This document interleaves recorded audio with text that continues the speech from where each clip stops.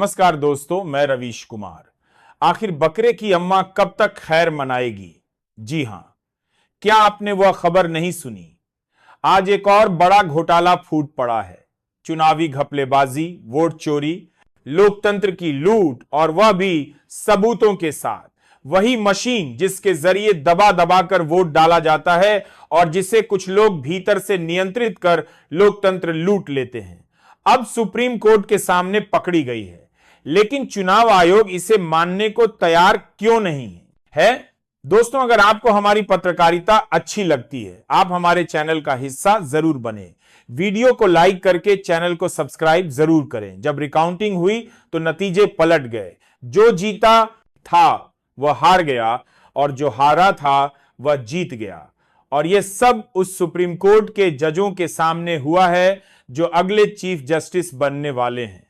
वही जज जो एसआईआर मामले पर सुनवाई कर रहे हैं। इस बीच राहुल गांधी और चंद्रबाबू नायडू की फोन बातचीत, जयंत का अखिलेश को संदेश, मोदी शाह के पैरों तले जमीन खिसकने जैसी खबरें सामने आई हैं। सवाल यह है कि चंद्रबाबू नायडू पर्दे के पीछे क्या खेल रच रहे हैं? उनके पास केवल 16 सीटें हैं, लेकिन क्या यह खेल पूरी तस्वीर पलट सकता है?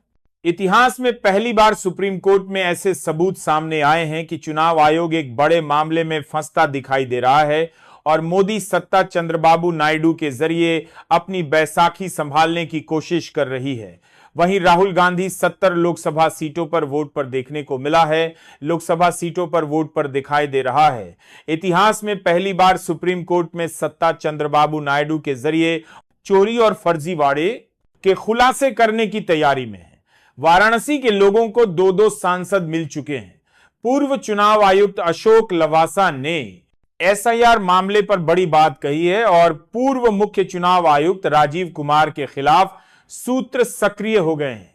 सुप्रीम कोर्ट में ईवीएम खेल पकड़ा गया और अब राहुल गांधी को रोक पाना नरेंद्र मोदी के बस की बात नहीं रह गया है। राजनीति अब नायक फिल्म के जंबर पाना की सीन जैसी हो गई है, क्योंकि राहुल गांधी ने ऐसा मुद्दा पकड़ लिया है जो मोदी का वर्तमान और भविष्य दोनों चौपट कर सकता है।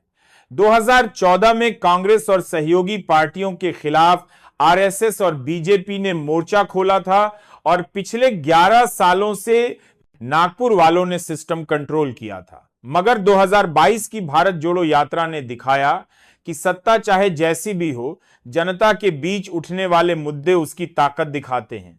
अब गोदी मीडिया के चैनल खबरें चलाने लगे हैं कि राहुल गांधी 2024 में 70 सीटों का आंकड़ा दिखा सकते हैं और यह देश में फर्जीवाड़ा किस तरह हुआ उसका खुलासा करेंगे। महादेवपुरा सीट का आंकड़ा ही पूरे हिंदुस्तान का माहौल बदल चुका है। बनारस में मोदी के खिलाफ गुस्सा बढ़ गया है। सोशल मीडिया पर राहुल गांधी के वीडियो वायरल हो रहे हैं और जनता बदलाव के लिए तैयार हो रही है। राहुल गांधी ने 13 अगस्त को अपने वकील से कहा कि सुरक्षा की मांग वापस ले लो। उन्हें किसी सुरक्षा की जरूरत नहीं और डर नहीं है। पंजाब दौरे के दौरान उन्होंने किसानों को देखकर रास्ता बदल लिया और खुद की हिम्मत दिखाई। यही हिम्मत अब वोट चोरी के मुद्दे पर खुलासों में दिख रही है।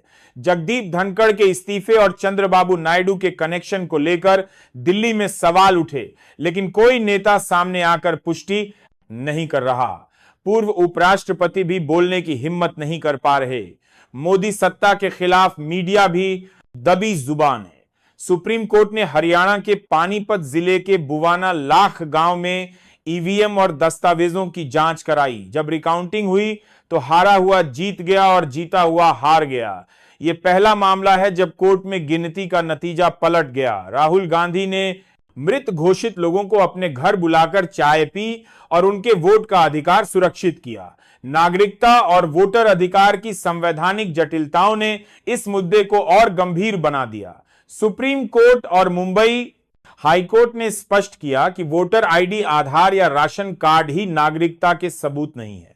बिहार में एसआईआर पर फैसला आने तक विपक्ष और जनता संविधान के अधिकारों की रक्षा के लिए लड़ रही है। बनारस में अजय राय ने अपने आप को सांसद घोषित किया और साफ कहा कि मोदी ने वोट चोरी की। उत्तराखंड में बुजुर्ग सड़कों पर चिल्ला रहे हैं।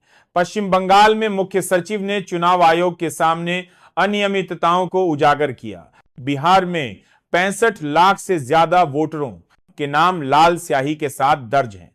टीएमसी के अभिषेक बनर्जी ने मोदी सरकार को चुनौती दी कि पहले सरकार बर्खास्त की जाए और फिर पूरे देश में स्पेशल इंटेंसिव रिवीजन हो।